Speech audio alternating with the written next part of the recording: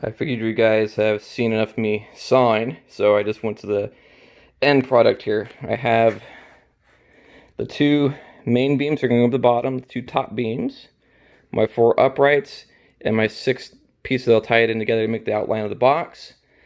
I have other dimensions for all the other parts, but what I want to do is make the frame of this thing, tack it together, test fit my places, mark where I want things actually to be, and then I will cut the parts, put them in, weld it up, and proceed from there. So I just wanted to get started because right now, currently I'm out of gas. No argon, so no welding. Tomorrow, hopefully, I'll get some bottles and do it to it. I went to Michael's. Michael's was bad one. Okay.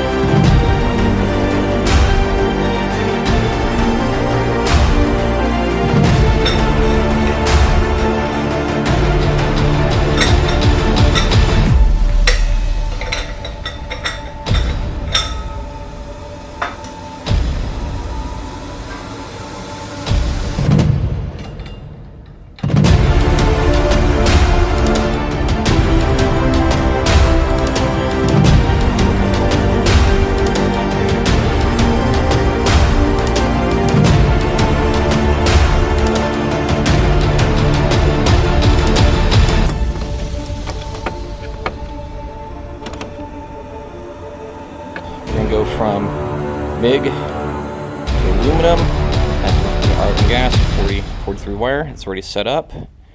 1/8 inch material, 035, everything else is already set. Back in the garage, I've already pre-cut a bunch of the members for this. I forgot my print, so I'm using 2020 right now. Look at my plans. What we're going to happen tonight is we'll tack together the outside of the frame.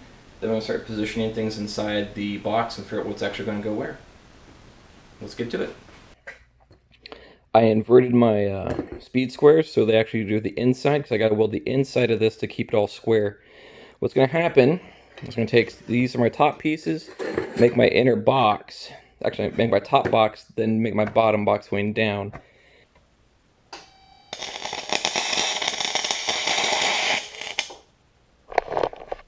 That's garbage welding.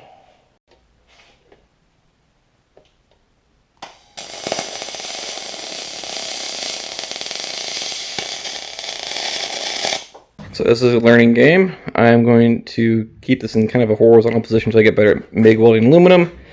Got my vise that you probably made fun of me for just wasting everyone's time showing you that. I use it to hold this up in the right orientation. Got my jigged up stuff there. I'm going to make it out. Got to clean your weld area before you actually do it. Once I burned off the oxide layer, everything went really well, so I will jig up the other corner, lock it down, hit it with a file, clean it up some, then it should be good to go.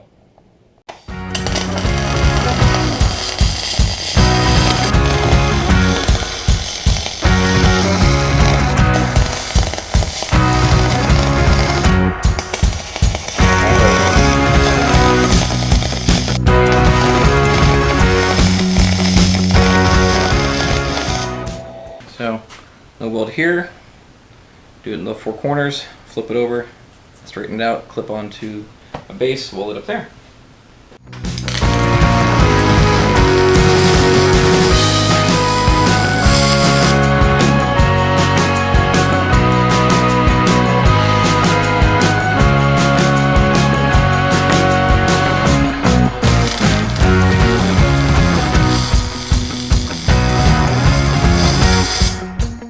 First go at it, second go at it, or a couple first goes at it, right? Starting a little bit better, really bad, And I finally think I got down the whole clean it and weave going on. I think that's going to be what I need to do.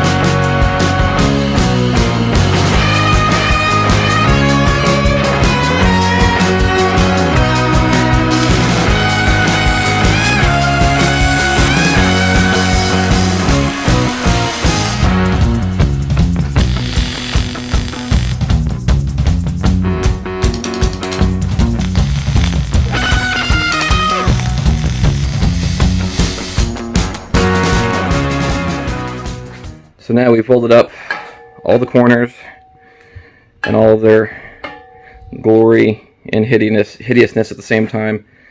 So what I'm going to do now, take two of these guys, place them here, square them up, place one there, place one here, square it up, then place this middle one, and we'll have all my battery box, my compressor, everything frame laid out so we can start placing stuff inside to figure out where we want to place it.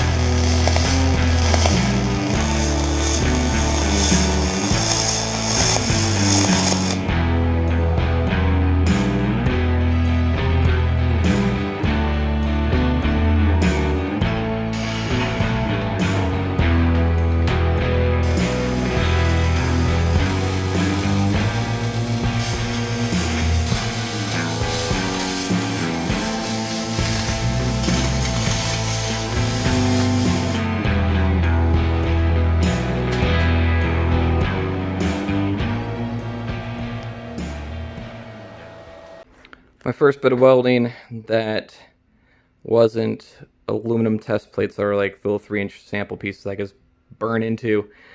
It is harder. Not make or break it harder, but I definitely was learning on it. You can see some of my actual end welding pieces actually looked pretty decent. So I caught on, clean them up, they'll probably look almost respectable. Right next to the globby poop mess, but then we got a decent seam right there. So not the best, definitely not the worst, but this will hold. This is fairly roughly everything is going to go. This is looking back towards the cab, so this is driver's side, this is passenger side.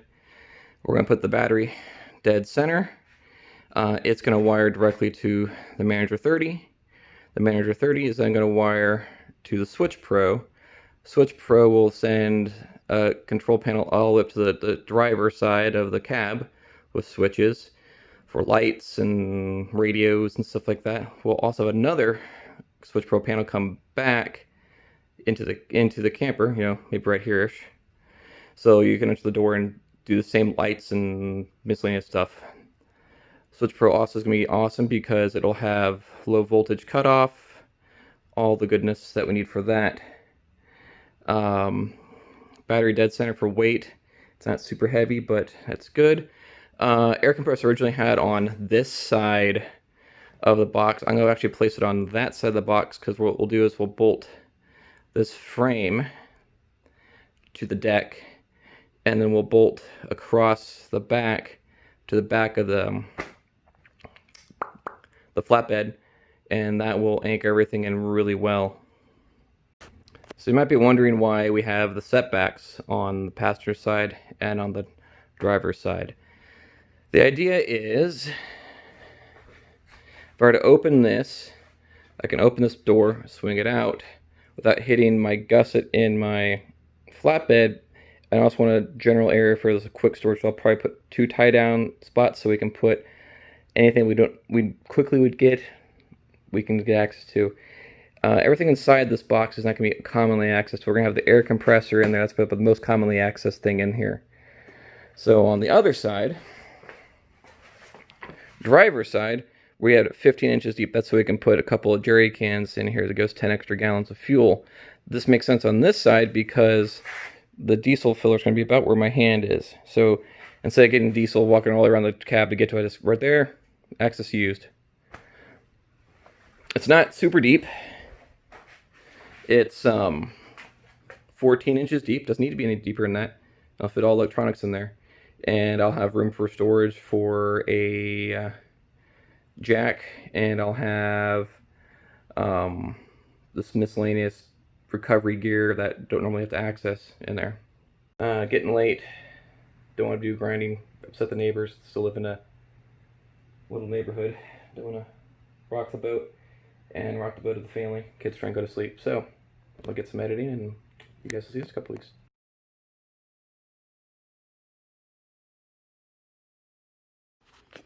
So here we are. I moved everything out of the way. We're now going to place the battery.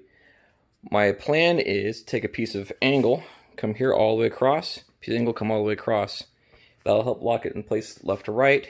Take a piece of angle, bring it back, lock it in there. Then I'll come up with a strap, come over, and come down to lock it in place. Just that simple, guys. I mean, let's see how long it takes this. It's almost 7 o'clock right now. 46 inches wide, so it's 23 inches in the middle. Battery is 13 1/4, so I need to go 6 5/8 over, 6 5/8 over. For the small stuff like using the ruler, it just seems a little more accurate than trying to monkey with a tape measure.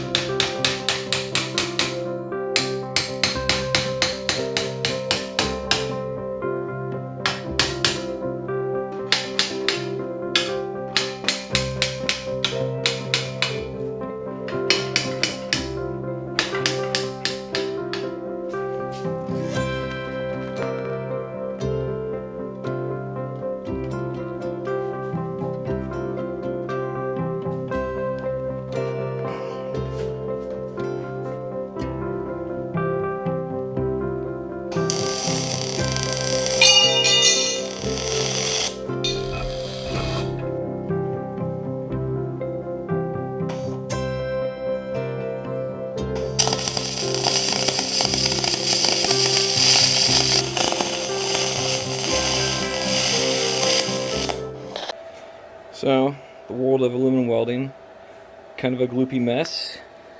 Some okay welds, some not okay welds, but I'm also going to put this on the base of the deck. So this is going to be laying flush. This whole thing will lay flush with the bottom, so I'm not too worried about that. New thing, aluminum welding, interestingly enough, happened real bad on this guy over here. About this far from metal, it was already vaporized and kind of just picking where I wanted to go. So I gotta learn a little bit better in tip control for aluminum. I made the cross brace. So what we're gonna do is we're gonna take this.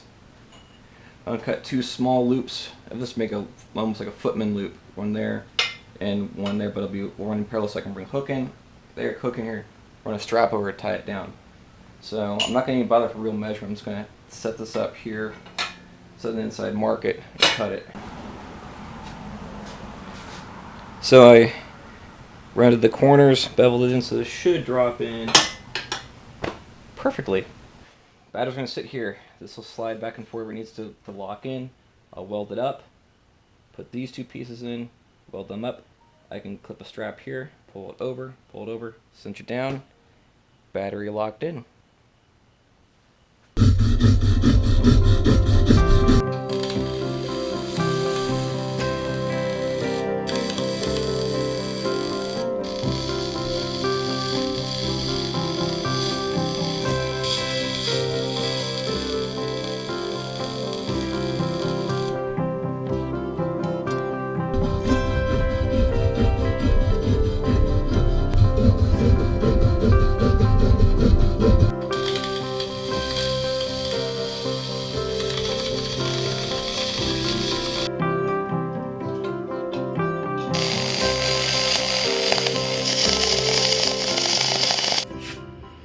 Okay, battery tray's figured out. A simple tray, two kind of footman loops type things to tie it down. Next thing is going to figure out where the Red Arc Manager 30 is going to go.